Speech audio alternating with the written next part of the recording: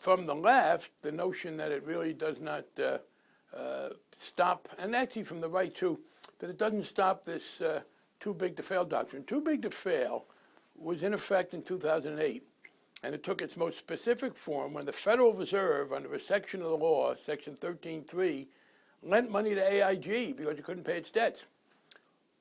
What you had was a situation where if a large financial institution couldn't pay its debts, the federal officials really they had two choices. They could simply put it out of business altogether and pay none of the debts, or they could use public money to lend them all the debts. And again, Hank Paulson said to us, this is a bad idea. We agreed. So what our bill says is this. If a large financial institution gets in trouble and can't pay its debts, first it is put out of business. Sarah Palin was half right when she talked about death panels because they're in the financial reform bill, not in the health bill.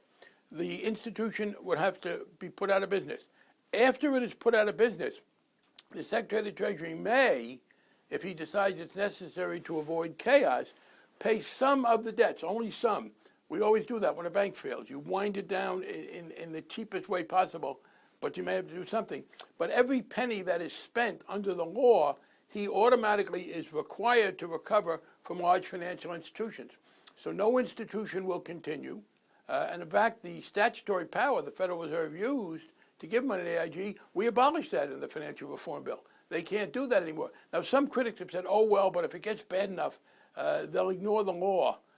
In this current political climate and in the foreseeable future, the notion that a Secretary of the Treasury would ignore the law and instead give money to a large financial institution of the Treasury and keep it alive is nonsense. He'd be not just impeached, he'd be hounded out of the country.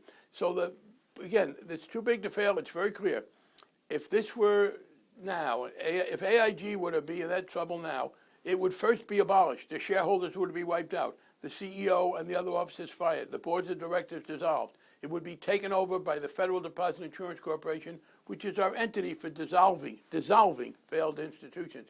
The Secretary of the Treasury then might decide to pay some of the debts, but every penny would be recovered.